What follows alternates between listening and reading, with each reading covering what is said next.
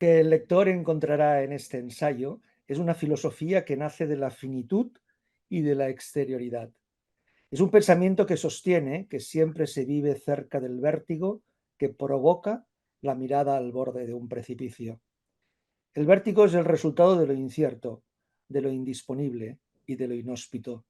No se puede habitar el mundo sin esa experiencia, sin aceptar que nada es definitivo y que nada es seguro, sin considerar que nadie es dueño y señor de su existencia, sin la ambigüedad de esas zonas grises que cautivan y amenazan al mismo tiempo, que atraen y dan sentido por un lado y que provocan temor, horror y rechazo por otro. Existir es estar fuera y aceptar que no hay nada que se mantenga firme y constante. Existir es ser un vaivén, es ser un ritmo inestable y disonante. Cada ritmo es único y distinto. No se existe dos veces en el mismo estado ni en la misma situación. De ahí que necesariamente se exista en la imprevisibilidad y en la irreversibilidad. Existir es ir a la deriva, es perderse en laberintos de los que nunca se sale. Y al mismo tiempo es una herencia y una creación de lazos con otros que a veces serán amigos y a veces extraños y que romperán la estabilidad de la vida ordinaria. Por eso, para existir no queda más remedio que permanecer expuesto al aguijón de lo extraño, tanto de los que están ahí presentes como de las que ya no están, pero han dejado heridas que nunca podrán cicatrizar del todo. Benvingut, bienvenido Joan Carles Mèlich. Gracias. Para los que nos estáis escuchando y viendo, hoy celebramos dos cosas. La primera, la posibilidad de tener con nosotros a Joan Carles, persona a la que personalmente admiro y a la que considero una inspiración. Él es doctor en Filosofía y Letras, profesor de Filosofía de la Educación en la Universidad Autónoma de Barcelona, autor de los maravillosos libros que os recomendamos, como La condición vulnerable, La fragilidad del mundo, La sabiduría de lo incierto o el más reciente, El escenario de la existencia, publicado este mismo año, 2025. La segunda celebración tiene que ver con poder retomar este espacio de entrevistas con otro formato, uno que espero que sea más propio, un espacio para dar cabida a la lentitud, a lo poético, la reflexión, la pregunta y espero también a la profundidad. Bienvenidos y bienvenidas. Joan Carles, existir es estar fuera y aceptar que no hay nada que se mantenga firme y constante. Tú destacas el vértigo como estado de ánimo y me gustaría preguntarte si es así, como estado de ánimo, como una repercusión del existir y por qué vértigo y, por ejemplo, no asombro. Bueno, pues muchísimas gracias por la invitación, Nacho, ante todo. Vamos a ver, yo creo que en general podría decirse, ¿no?, grosso modo, que en la historia de la filosofía hay como dos visiones del mundo y de la vida, ¿no? Una es la de la admiración, ¿no? Y otra es la del horror, la del miedo, la de la angustia. Em, Yo diría que el ser humano es un ser que se mueve en las dos, ¿no? Pero es una palabra fundamental para mí, es la palabra ambigüedad. Un ser humano es un ser ambiguo, que está entre, que se vive, que vive, como hemos leído ahora hace un momento, entre la atracción y el horror, ¿no? Las dos cosas. Es decir, no hay la relación con el mundo y con la vida, no es ni una relación de belleza, ni una relación de fealdad, ¿no? No es una relación de amor ni una relación de odio, perdón, sino una tensión entre ambas, nunca del todo bien resuelta. Entonces andaba buscando una palabra que me permitiera explicar esta relación, que me parece que define lo humano. Es una palabra que había aparecido ciertamente en alguno de los libros anteriores que has mencionado, pero nunca la había pensado, ¿no?, una cierta intensidad, ¿no? Y que se utiliza poco en filosofía. Eugenio Trías la utiliza, sí, pero no quería ir por ahí. Para mí el vértigo lo importante del vértigo es esa sensación que tenemos. Yo tengo mucho vértigo en general. Y entonces pensaba, ¿cuál es el secreto del vértigo, no?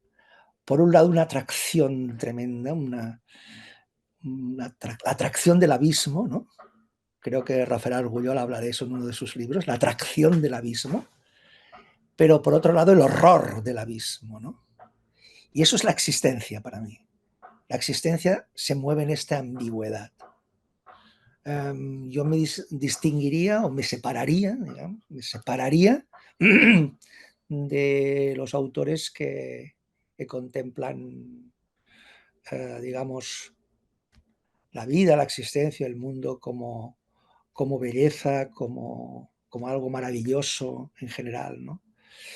Eh, pero también de la visión pesimista. Es una tensión nunca del todo resuelta. Eso es muy importante. Sí. De las tres tesis que desarrollas en el libro, la primera, y cito también, afirma que no hay un yo con mayúsculas, dotado de una esencia fija, inmutable al margen del espacio. El yo, dices, si es algo que existe, posee un tono menor, es relacionalidad y situacionalidad. Ahí hay una defensa importante de entender el ser humano como alguien exterior o alguien formado por la gramática. Somos Mm, seres relacionales. sí. Um, mi pensamiento no es un pensamiento contrario al yo, sino contrario a un yo soberano. Eso es muy importante. O, si se quiere, un yo con mayúsculas. Toda mi obra desde hace ya bastante tiempo, y en este libro especialmente, es una crítica, digamos, no tanto al yo en general, sino al narcisismo del yo, a la soberanía del yo, ¿no? A la arrogancia del yo. Creo que una característica de nuestro tiempo es justamente esa soberanía del yo, que básicamente, bueno, de una manera muy clara aparece en la modernidad, pero también de ese yo que se coloca en primer plano, ¿no?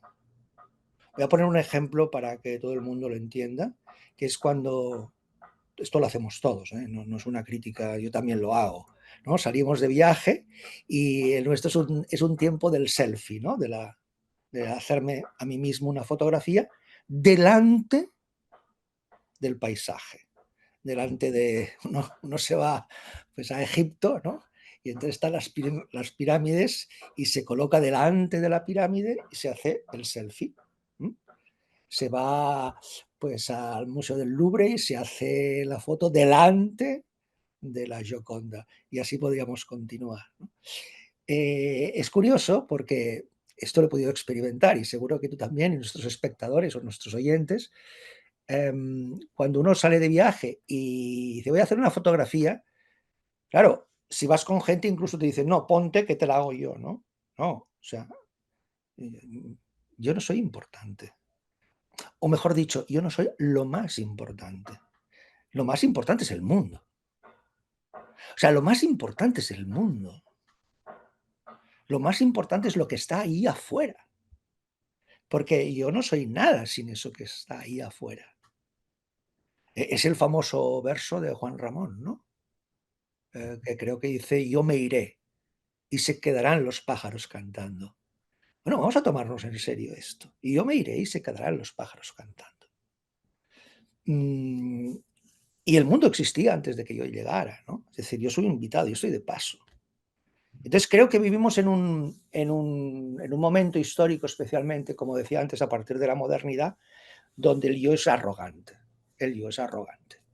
A mí Descartes es un autor que me interesa mucho y que en positivo y en negativo hay un vértigo. Lo que tengo con Descartes es un vértigo.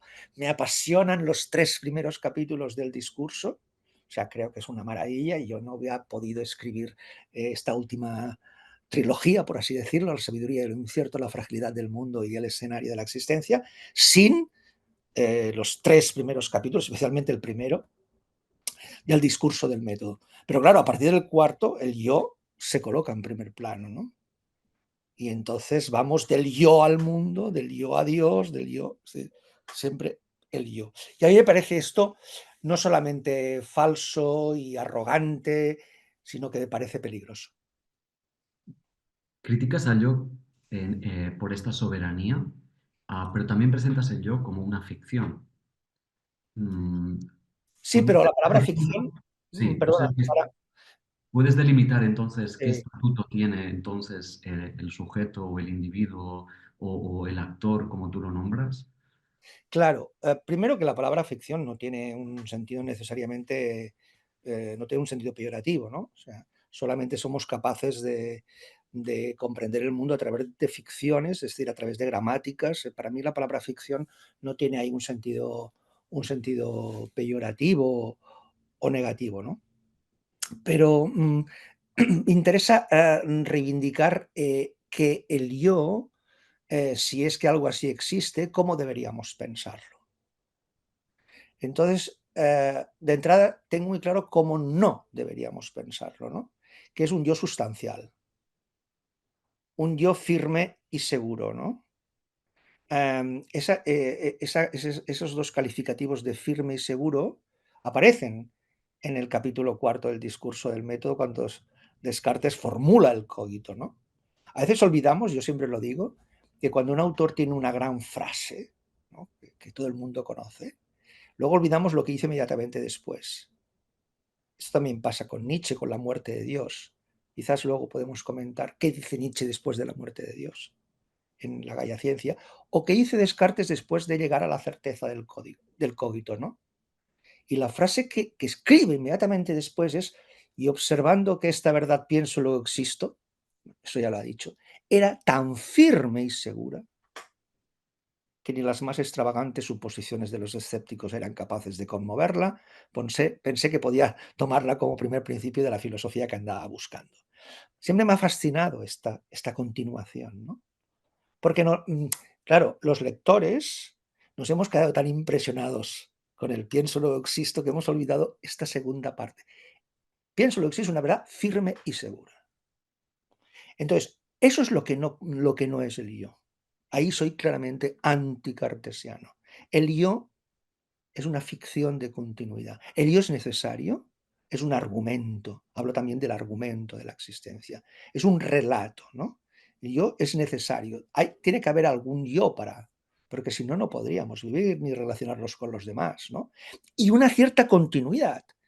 Si tú estás con tu pareja, con tus hijos, con tus amigos y no hay un mínimo de continuidad, primero probablemente es que necesitas ir al médico, pero segundo, la relación con los demás es imposible. O sea, los otros esperan algo de ti. Claro, y además entiendo que cuando tú presentas al ser humano como alguien de exterioridad, o cuando incluso dices, ¿no? Entre yo y el mundo, escojamos el mundo, Sí, eso lo no, dice de Kafka también, ¿eh? no deberíamos escoger ni el yo ni el mundo, sino la relación. ¿No sería eso una manera de responder Sí, más sí, sí. cercana a la tuya? Porque entonces, ¿dónde queda la posibilidad de reflexión si somos exterioridad? Sí, sí, pero cuando tú dices deberíamos escoger la relación, es que la única manera de afirmar el yo es a través de la relación. O sea, cuando tú dices tenemos el mundo y tenemos el yo, y me dices acertadamente, ¿no? Bueno, de hecho, es una frase de Kafka con la que empiezo el libro anterior. Es un aforismo de Kafka. La lucha ahí entre tú y el mundo defiende al mundo, ¿no? Pero defender al yo quiere decir defender la relación. O sea, para mí sería lo mismo. No es posible defender un yo no relacional. No es posible, digamos, ontológicamente, antropológicamente, no es posible. El yo, hay una palabra muy importante en este libro, una de las muchas, que en este libro adquiere un tono muy potente, ¿no? Potente no quiere decir que sea cierto, quiere decir que para mí es muy importante, que es la noción de vínculo. Me gusta cada vez más. Relación también, pero la palabra vínculo, ¿no? Es vínculo. Por eso creo que en un par de ocasiones en el libro digo, la metafísica empieza con el uno. Esto es muy importante. La metafísica empieza con el uno. Los filósofos presocráticos piensan a partir del uno, a partir del todo, ¿no? Primera frase de la historia de la filosofía. Todo es agua.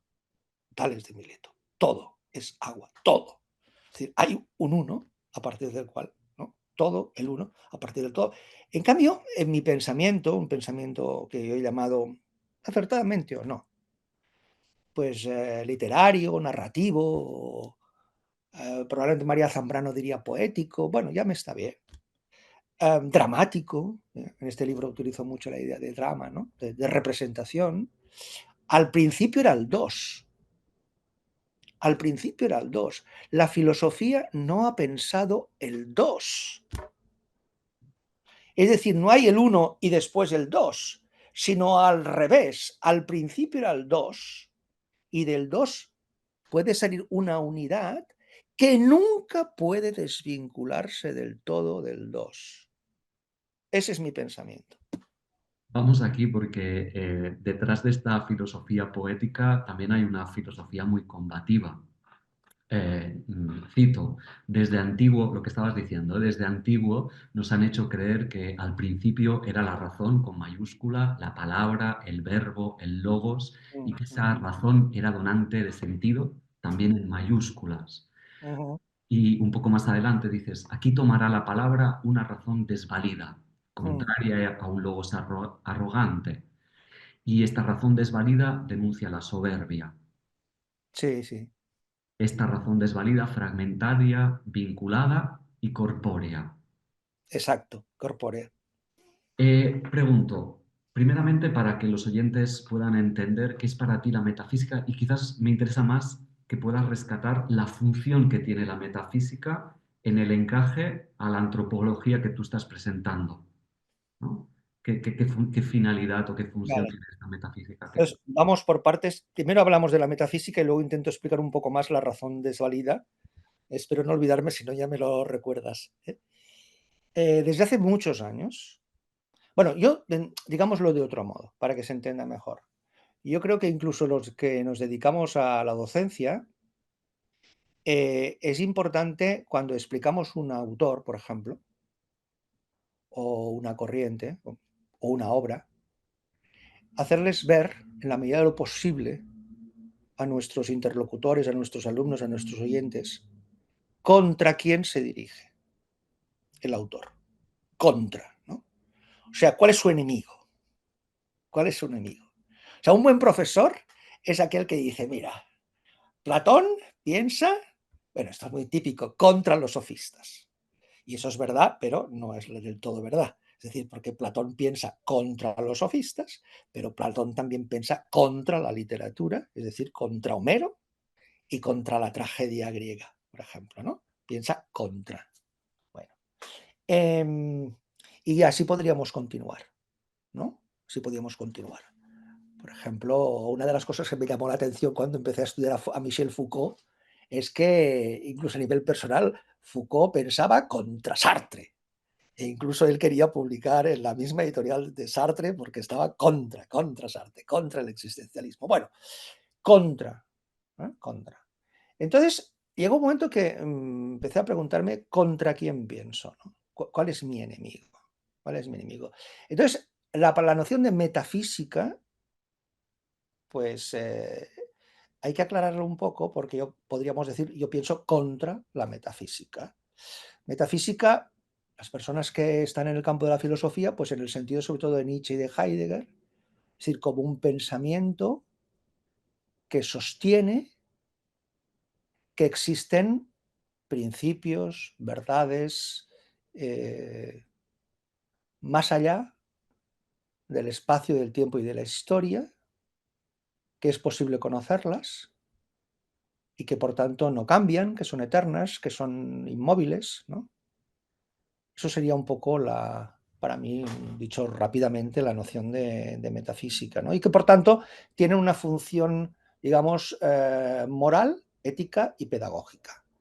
Moral porque esa metafísica pretende estar en posesión del bien, con mayúscula. He dicho muchas veces que yo no creo en el bien, creo en la bondad, pero eso daría para otro tema. Pero esta distinción entre bien y bondad para mí es fundamental, pero ahora no puedo desarrollarla, ¿no? Pero la metafísica pretende estar en posesión del bien, ¿no? Estar en posesión de la justicia política, ¿no? Y constituirse como un guía como un principio rector, ¿no?, que oriente el camino de la existencia, nos diga hay que ir por ahí. Por eso también tiene una función pedagógica, ¿no?, porque orienta, ¿vale? Yo estoy en contra de ese planteamiento.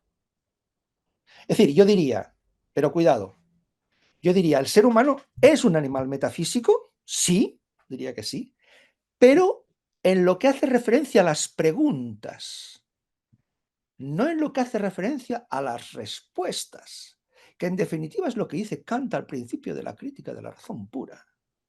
O sea, Kant empieza la crítica de la razón pura diciendo, la razón humana, es que yo soy muy amante de las primeras frases de los grandes libros, la razón humana, dice Kant, se ve constantemente asediada por preguntas que no puede dejar de hacerse, pero que tampoco puede responder. Esa afirmación de Kant, dicho en mi lenguaje, sería: el ser humano es un animal metafísico, en el sentido de que se formula preguntas metafísicas.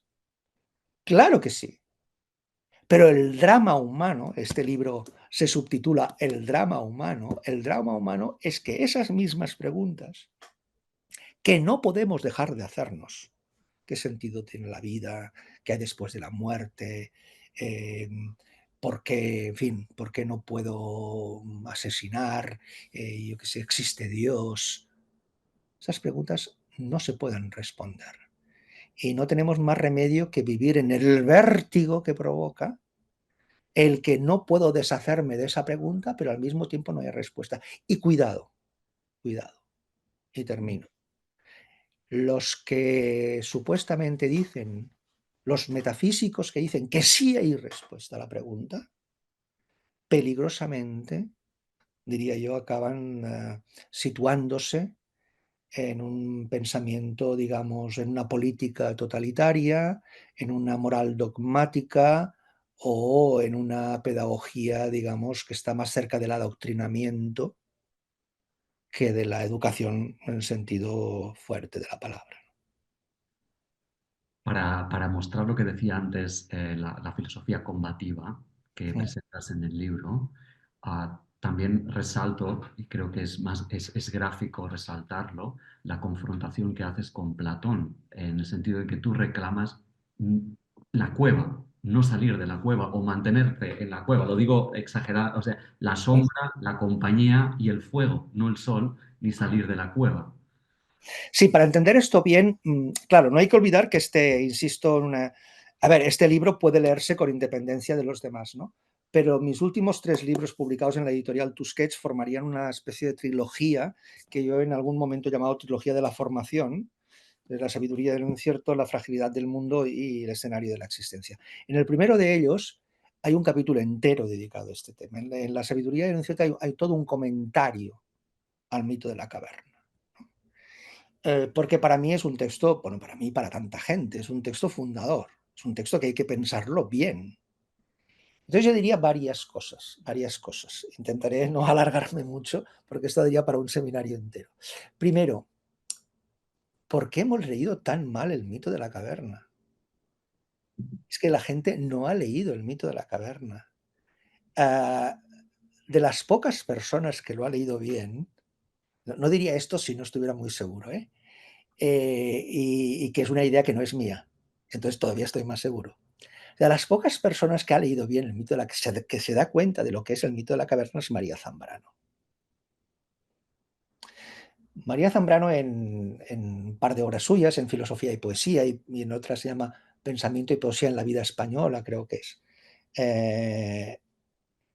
hace notar una cosa que la mayoría de los intérpretes, pero además muy reconocidos, no se dan cuenta, que es que mucha gente dice el prisionero se libera. El prisionero se libera de sus cadenas y sube, ¿no? No, María Zambrano dice, el texto de Platón no dice eso. El texto de Platón dice, el prisionero es liberado y conducido en contra de su voluntad, como un acto de violencia hacia el exterior de la caverna. Entonces yo digo, bueno, ¿por qué no se ha leído así? Porque el mito de la caverna no deja lugar a dudas. Em, y además cuando me di cuenta que Zambrano pues subrayaba esta idea que el mito es un acto de violencia. O sea, te sacan del teatro, ¿no? Del teatro, del drama humano, te sacan de las sombras, te sacan del mundo. O sea, Platón no soporta el mundo, porque no soporta las sombras. Y el mundo o es un mundo sombrío o no es mundo. Si el mundo siempre es sombrío, ¿entiendes? Entonces vamos aquí a algo que quizás cuesta más de asimilar, aceptar, escuchar. No hay salvación, sí, No, sí indisponibilidad. sí. Y que, bueno, si puedes desarrollar esto un poco, porque entiendo que la metafísica viene a cerrar esto, viene a ofrecer una salvación. ¿Y qué relación tiene o cómo convive esta indisponibilidad con la razón poética o esta razón desvalida? Sí, no hay salvación en el sentido de que por decirlo de otro modo, el paraíso está fuera del alcance de lo humano, ¿no? El paraíso terrenal. Además, esto es muy importante que esté fuera del alcance del humano, porque todos los grandes sistemas totalitarios de todos los colores, de derechas o de izquierdas, se han caracterizado justamente por la defensa de un paraíso encontrado, digamos, ¿no? Es decir, yo os prometo el paraíso terrenal, un paraíso aquí, y siempre esos paraísos encontrados, esos paraísos terrenales, se han convertido en formas infernales, ¿no? En formas infernales, terribles. Entonces, yo creo que el ser humano es un ser, digamos, de purgatorio, ya, de purgatorio, ¿no? No es un ser, por desgracia, algunos, esto es terrible, ¿no? Por desgracia, algunos han vivido en el infierno, aquí, en el mundo, han vivido en el infierno, pero algunos han vuelto para contarlo. Pero nadie ha vivido en el paraíso, y si alguien dice que ha estado en el paraíso terrenal o de cualquier tipo y ha vuelto para contarlo, hay que desconfiar profundamente de esta persona, porque probablemente lo que está es intentando, digamos, conducirnos a al corazón de las tinieblas, para decirlo con Conrad, ¿no? Con Joseph Conrad. Por tanto, cuidado con esto, cuidado con esto. El papel de la razón aquí ha jugado, a mi modo de ver, un,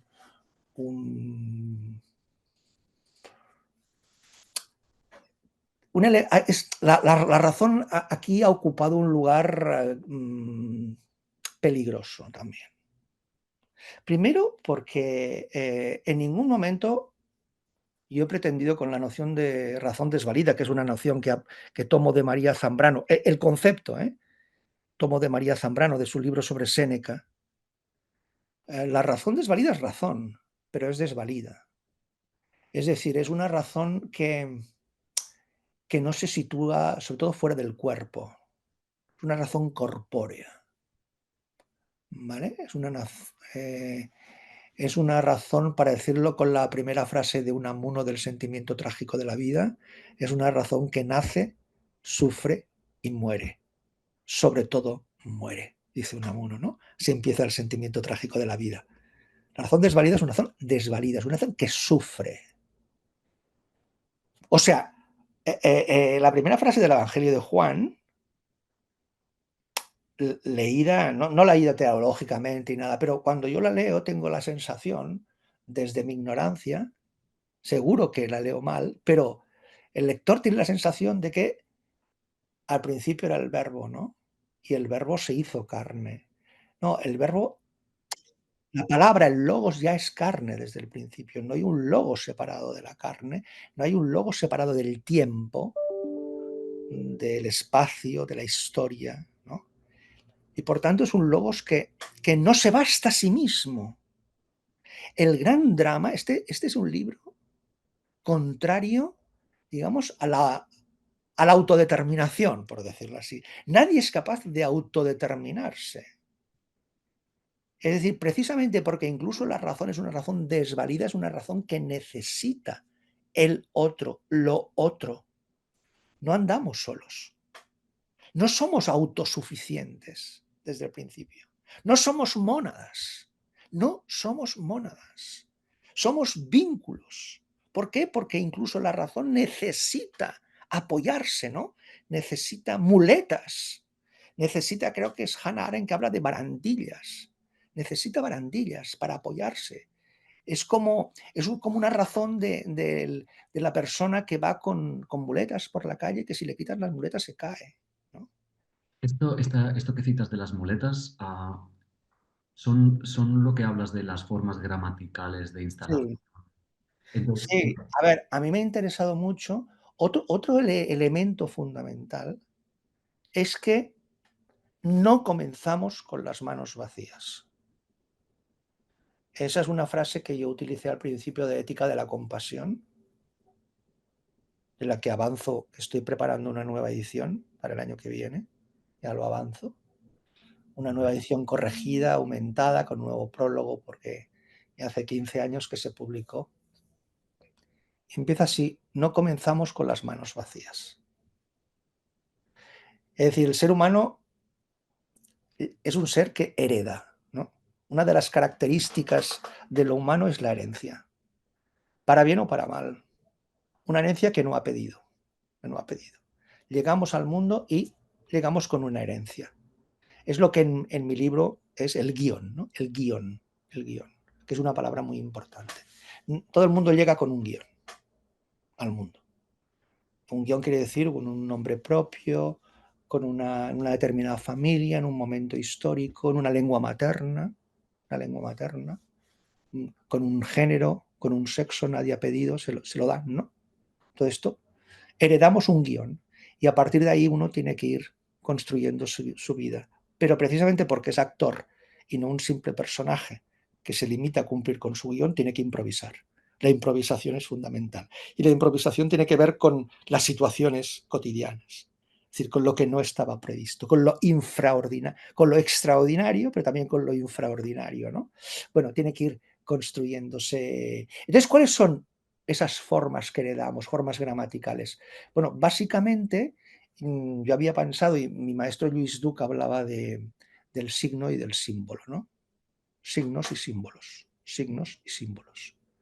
Es decir, de mitos y de logos. Son las dos grandes formas gramaticales que Luis Duc pues, había trabajado en sus libros. El mito, el mitos, o lo mítico más que el mito, lo mítico y lo lógico, ¿no? La imagen y el concepto, la metáfora y la fórmula, ¿no? El arte, la música y tal, y la ciencia. ¿Eh? Yo creo que la filosofía está bastante a caballo entre las dos, quizás en mi caso más cerca del arte que de la ciencia, pero bueno. Entonces, y yo pensé que en esa logomítica de la que hablaba Duc, si alguien no lo ha leído, es muy importante esta idea, la logomítica. Es decir, el ser humano es un ser logomítico, dice Luis Duc, porque es un ser que se mueve, como digo, entre lo mítico y lo lógico, ¿no? Entre la imagen y el concepto, entre la metáfora y la fórmula. Aquí falta algo. O sea, mi pensamiento se separa de Duc en la medida en que no es un pensamiento, digamos, que tiene dos elementos. Mi gramática no se constituye por dos elementos, sino por tres. Porque ahí falta el tercer elemento, que es el gesto. Por eso la importancia del teatro, ¿no? Por eso la importancia del drama. Es decir, en este libro incorporo un elemento más que, por supuesto, quizás más adelante, si tengo salud y fuerzas y ingenio, pues puede desarrollarlo más, la noción de gesto, ¿no? Y la noción de gesto es fundamental para mí, fundamental. Por eso es tan importante la máscara, el silencio, digamos, bueno, los gestos de la vida cotidiana, ¿no? El beso, la caricia, el abrazo. O sea, para mí todo esto no es ni metáfora, no es ni signo ni símbolo, son gestos, son gestos. Y por eso aquí pensé que si Duc hablaba de mitos, ¿eh? El signo correspondería al mitos, el logos correspondería al símbolo y faltaría un tercer, bueno, no sé si exactamente correspondería al símbolo, bueno, porque el símbolo también tiene una dimensión mítica, claro, o mejor al revés, sí, rectifico, ¿eh? Es decir, el signo correspondería, sí, no lo he dicho bien. Pero en cualquier caso, lo que me interesa es reivindicar el tercer elemento, el elemento de lo gestual. Y eso para mí tiene que ver con el eros. O sea, si tuviera que buscar una palabra griega para configurar ese triángulo de las formas, digamos, de las que hablabas de gramaticales, es el eros. Duck no analiza el eros. Y el eros es el gesto, ¿no? El gesto. El gesto. Sin eros no se puede, solamente con logos y con mitos, no se puede explicar, por ejemplo, la amistad, el amor, la sexualidad, eh, la patermaternidad. Entiendo también que el gesto es algo importante o que tiene una relevancia especial cuando introduces también la temática del aguijón, la temática del extraño también. ¿Qué hacer con el extraño y la figura del extraño? Claro, porque una de las características del escenario de la existencia es que constantemente aparecen en ese escenario, aparecen, digamos, figuras que alteran el orden cotidiano, ¿no? Eso lo extraño que está ya en el mismo argumento de mi existencia. Hay elementos extraños, elementos que he heredado que para mí resultan extraños. Esa herencia incorpora también elementos extraños que no acabo de poder explicar, que me resultan molestos, ¿no? Por ejemplo, uno se siente molesto con el género que le han sido. El género es extraño, ¿no? Cuando alguien dice es que yo no me reconozco en mi cuerpo o en mi sexualidad, es decir, son elementos extraños eh, que nunca me puedo liberar del todo, porque si me libero de un extraño aparecen otros. Y luego, en este libro, sobre todo, hablo de las formas de lo extraño en la vida cotidiana, ¿no? En la vida cotidiana. El extranjero, el intruso, ¿no? Hay un momento en el libro que hablo, claro, Las Meninas de Velázquez es un cuadro muy conocido en filosofía, sobre todo desde que Foucault empieza las palabras y las cosas haciendo un comentario, ¿no?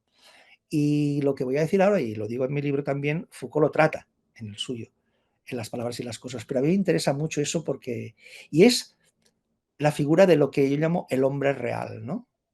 Que es el individuo que está en el fondo, junto al espejo donde aparecen los reyes, que se está moviendo y que no se sabe si entra o sale, ¿no? O sea, si recordamos Las Meninas, si nuestros espectadores recuerdan el cuadro de Velázquez, pues ya está Velázquez, que está haciendo un autorretrato y al mismo tiempo está pintando a los reyes que se reflejan en el espejo del fondo, y luego la familia, las infantas, etcétera.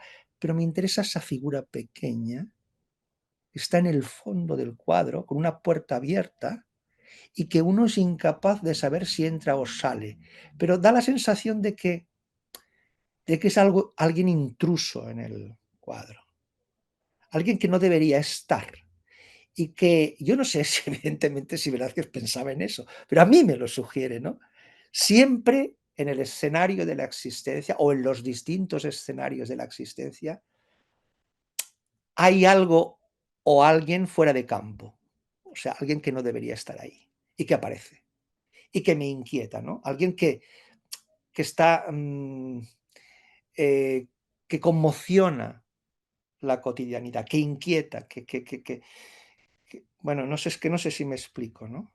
Y eso para mí es muy, muy importante, esa figura de lo extraño. Por eso no hay paraíso, ¿no? El paraíso sería la disolución de lo extraño, pero la disolución de lo extraño es la disolución de lo humano también. El ser humano es un ser que no tiene más remedio que lidiar con esos, pues, con el emigrante, con el extranjero, con el virus, ¿no? También puede ser eso, ¿no? Siempre hay un virus. O sea, tenemos, el drama, por ejemplo, es que no podemos vivir si no es abiertos a la exterioridad. Significa que no podemos vivir sin el peligro que supone eso extraño que habita la exterioridad y que no podemos controlar, ¿no? Y eso en el último capítulo del libro se convierte en lo inhóspito, ¿no? En lo siniestro, que ya es la máxima expresión, ¿no? El drama humano es que siempre hay algo inhóspito. Nunca estamos del todo en casa. Eso justamente te iba a decir, resuena a ese exilio de María Zambrano, o no, el ser humano es un ser exiliado. Que tiene un punto de exilio. Es decir, que nunca está del todo a resguardo. O sea, necesitamos la casa, necesitamos... Pero más que la casa yo diría el hogar, ¿no? Porque para mí es otra de las distinciones que yo hago. Eh, la, la, hay muchas casas que nunca serán hogares. Al contrario, casas que se convierten en espacios infernales para mucha gente, para muchos niños, para muchas mujeres, para muchos ancianos, se convierten realmente en algo infernal, ¿no? O sea, la casa también es vertiginosa, es decir, puede estar ahí está la ambigüedad, ¿no? Entonces, lo interesante es, somos capaces de crear un hogar que nunca está a salvo del extraño, de lo incierto, de lo inhóspito, pero hay un cierto hogar, ¿no? Hay una cierta tranquilidad. Eh, por eso es importante esta distinción entre, entre la casa y el hogar, digamos. Pero sobre todo que no se entienda que ya hemos creado un hogar, ¿no? Y el hogar está hecho de personas, pero también de cosas. No de objetos, sino de cosas. Es decir, si uno pierde un objeto cualquiera, pues es posible que encuentre otro que ocupe su lugar, ¿no? Eso es el duelo el que habla Freud. Freud dice, bueno, en ese texto Duelo en Melancolía, bueno, finalmente el duelo se hace y ¿cuándo termina el duelo? Pues cuando algo o alguien ocupa el lugar que anteriormente pues ocupaba el otro objeto, ¿no? Pero, pero ante las cosas, no ante los objetos, ante las cosas el duelo es infinito. Porque las cosas no tienen precio. Los objetos tienen precio, pero las cosas no tienen precio, tienen alma. Proust habla del alma de las cosas al principio con Proust pasa algo parecido que hablábamos antes con Descartes. Es tan potente la imagen de la Magdalena, del primer volumen de Busca el tiempo perdido, es tan potente que olvidamos algo que dice unas líneas, creo que antes de la Magdalena. Bueno, el lector lo podrá buscar. Hay un momento que Proust habla de que las cosas, hay una antigua leyenda celta que habla que las cosas tienen alma, porque en las cosas habitan las almas de los muertos. Las cosas son de alguien. Entonces, por eso cuando alguien muere, la gran pregunta es de los sobrevivientes, ¿qué hacemos con sus cosas? Es decir, uno puede deshacerse de las cosas como quien se deja una botella de agua y se compra otra, o no. O sea, porque ahí está el alma del ausente, el alma del ausente. El reloj de ese abuelo, ese papá, esa mamá, la pluma, yo qué sé, ¿no? Cada uno tendrá, pero todo el mundo está rodeado. Y esas cosas configuran también el hogar. Porque un hogar no está hecho solamente de... La filosofía no está de relaciones humanas, es decir, la filosofía ha pensado los vínculos humanos, las relaciones humanas, eh, como un vínculo, una relación con lo divino, ¿no? Con la naturaleza, con los otros, con uno mismo, pero en cambio la filosofía, a mi juicio, no ha pensado suficientemente la relación con las cosas. Y las cosas son fundamentales. Hay cosas, incluso Kant, ¿no? Cuando Kant en la fundamentación de la metafísica de las costumbres formula la segunda formulación, valga la redundancia, del imperativo categórico, pues él dice, los seres racionales tienen dignidad y las cosas tienen precio. claro, olvida que las cosas no son los objetos. Los objetos tienen precio. Entonces, ¿cuánto vale? Son mercancía. Evidentemente, el ser humano no es mercancía. La noción de mercancía. Es decir, el ser humano no puede ser mercancía. Es decir, no entra en el juego demanda precio, ¿no? No tiene ningún valor. Bien, eso es fundamental. Vamos a admitírselo. Podríamos discutirlo también, pero vamos a admitírselo. Y las cosas, pues las cosas tienen precio, ¿cuánto vale? ¿No? Pero no es verdad, las cosas no tienen, son los objetos los que tienen precio, las cosas tienen alma. Y para mí esto es fundamental en el escenario de la existencia, ¿no? Por eso es tan dramático, por ejemplo, la llegada al campo de concentración. Una de las características que me ha llamado, yo he estado bastantes años, como seguramente mucha gente sabe, estudiando y he escrito bastantes libros sobre esto, sobre los supervivientes de los campos, ¿no? Claro, el superviviente entra desnudo en el campo, entra sin ninguna cosa, es decir, sin fotografía, sin nada, sin un anillo, nada, no le queda nada. Y el anillo no es el valor que tiene, no, es que ese anillo lleva, por ejemplo, una inscripción, ¿no? Una fecha. En fin, todo ese tipo de cosas me parecen fundamentales. Déjame acabar mencionando, o para que podamos también, para que puedas hablar un poco más de una reflexión que también está en el libro, eh, que gira en torno a la educación. Señalas que la educación ha sido víctima, ¿no?, del realismo capitalista, mencionando a Fisher, Sí. ¿no? Y vienes a decir que ya nadie estudia, nadie lee y principalmente que no hay serenidad. Criticas también que la pedagogía está ligada al imperativo del placer, de la conectividad. ¿Por qué es importante para ti la serenidad dentro de la educación? La serenidad tiene que ver con el tiempo adecuado, ¿no? Con un cierto tiempo, con el tiempo adecuado, digamos. Las cosas tienen su tiempo, ¿no? Creo que vivimos en un momento de... Hartmut Ross habla de la aceleración. A mí en mi libro anterior hablaba de la prisa, ¿no? Como una patología, porque la aceleración, incluso en algunos momentos, creo que es buena, en algunos momentos, pero la prisa es una patología. Entonces, vivimos en una sociedad en el que se ha impuesto el imperio de la prisa, ¿no? Y, y el tiempo se contempla así, ¿no? O sea, todo tiene que tener un tiempo y cuanto más rápido mejor. Una de las características con las que yo me encontré cuando se impuso el Plan Bolonia es que te preguntaban cuánto tiempo tarda un alumno en leer un texto, cuánto tiempo tarda un estudiante en adquirir determinadas competencias. Esto es monstruoso, ¿no?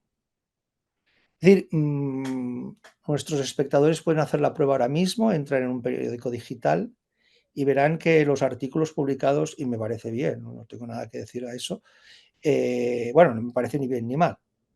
Ven que ponen tiempo de lectura, ¿no? Tiempo estimado de lectura, pues 2 minutos. Pero claro, determinadas páginas donde se venden libros, no vamos a mencionar, eso lo aplican al libro, ¿no? Tiempo estimado de lectura de este libro, 4 horas, 20 horas, calcula tu tiempo de lectura, incluso te dan maneras de calcular tu tiempo de lectura, ¿no? Y esto ha llegado a la universidad. A la universidad, al principio del Plan Bolonia, a mí me recordaré siempre la pregunta: ¿cuánto tiempo tarda el alumno en leer El mito de la caverna, del que antes hablábamos? ¿Y cuánto tiempo tardará en alcanzar las competencias? Primero, claro, es que todo esto es tremendo, ¿no? Todo esto es tremendo. La educación en los últimos años se ha visto colonizada por una racionalidad tecnoeconómica, fundamentalmente, tecnoeconómica. La tecnología, lo he dicho muchas veces, para mí no es la técnica. La técnica es ambigua, la técnica, los objetos técnicos pueden utilizarse de muchas maneras, pero la tecnología es un sistema social. Todo esto está explicado en mi libro La fragilidad del mundo, ¿no? Es un sistema social que nada tiene que ver o que poco tiene que ver. Es una visión del mundo, es una visión del mundo. Es la visión del para qué sirve, de si es útil. La tecnología no permite el estudio sereno. La tecnología confunde el estudio o la lectura con la búsqueda de información. La palabra leer está desapareciendo y está siendo sustituida por busca de información, ¿no? No es que los estudiantes lo lean, es que el profesorado no lee, el profesorado busca información. El profesorado no estudia, investiga. El profesorado tiene que investigar. Pero cuando la investigación está sustituyendo el estudio, pues tenemos un problema, porque son dos cosas distintas. Porque el estudio implica, por ejemplo, de que la lectura es infinita. Estudiar no es leer, es releer. Por ejemplo, el que estudia sabe que hay determinados libros que nunca se terminan de leer. Nunca se terminan. Y que uno siempre vuelve otra vez, ¿no? Los clásicos. Lo que con Zambrano, de nuevo, aquí tomo de nuevo la palabra, una expresión de Zambrano, son los textos venerables. ¿Cuál es otro de los problemas de nuestras universidades o de nuestros institutos? Es que, ¿qué pasa con los clásicos? ¿Qué pasa? ¿Qué sucede con los clásicos? En la universidad, y eso lo conozco bien, no se leen los clásicos. No se leen. No los estudiantes, no los profesores. Hoy en día probablemente no encontraríamos ni un solo estudiante por ejemplo, de educación que haya leído con una cierta serenidad, con una cierta calma, bueno, ni con calma ni sin calma, pues por ejemplo el Emilio de Rousseau. No se lee esto, ¿no? Habría que ver si en filosofía, claro, se han reducido también los tiempos. Es decir, una asignatura yo recuerdo, con esto no quiero decir que cual tiempo pasado fue mejor, simplemente intento ver pues que la visión que se tiene del mundo es una visión en donde la ciencia,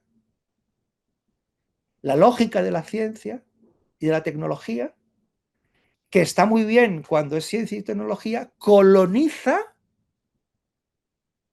por ejemplo, las humanidades. La noción de paper, de artículo, en inglés paper, es una noción de grupo de investigación. Por ejemplo, un grupo de investigación.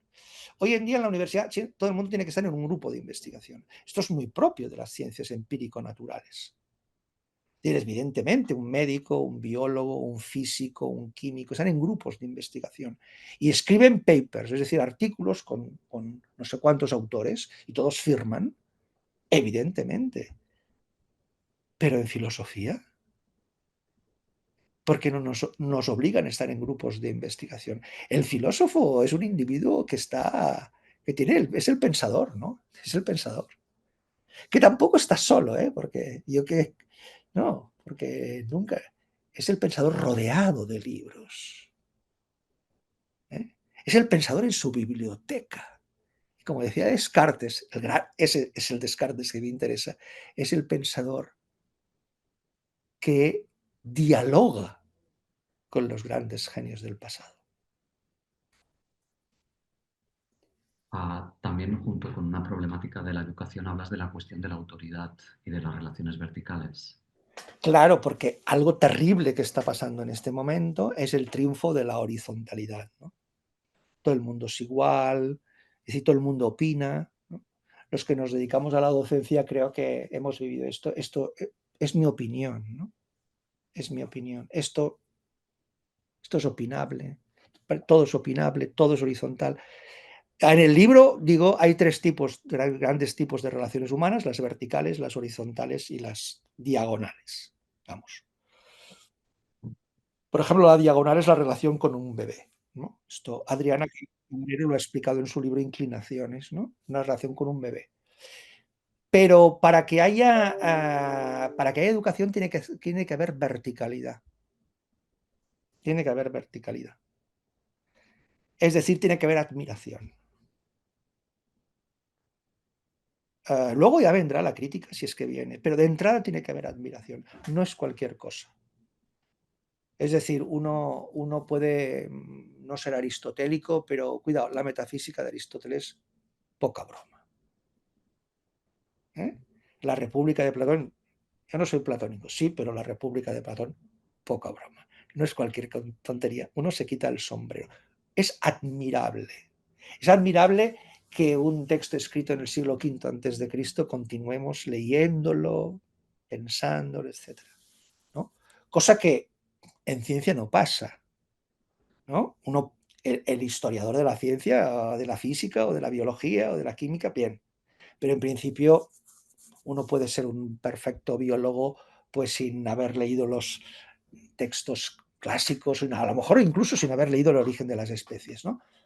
Simplemente leyendo papers. Pero es que el problema ahora es que esta lógica la hemos importado al campo de las humanidades. Y entonces, especialmente en el ámbito de las ciencias sociales, ¿no? En sociología, en psicología, en pedagogía. Yo me pregunto si realmente podemos seguir admitiendo, y a lo mejor estoy equivocado, porque yo no soy sociólogo ni trabajo en una facultad de sociología, pero yo diría que pocos estudiantes de sociología terminan su grado habiendo leído, pues yo qué sé, La ética protestante y el espíritu del capitalismo, de Max Weber, o a Durkheim, o bueno, ¿no? Incluso a Marx. No se lee, ¿no? Se leen, pues eso, papers, se leen artículos en inglés, en revistas de impacto, pero dedicarle serenamente, como has dicho tú, con una cierta tranquilidad, ¿no? Pues dedicarle un curso entero a pensar, a repensar, a discutir obras, pues grandes obras, ¿no? Grandes textos venerables. Claro, esto no se hace en un mes ni en 15 días. Necesitas tiempo. Y eso es lo que justamente el imperio de la prisa eh, prohíbe, ¿no? Nadie tiene tiempo, todo el mundo tiene prisa para publicar y para tener sexenios de investigación. Bueno, ya nos iríamos a otro tema. Te cito una última vez.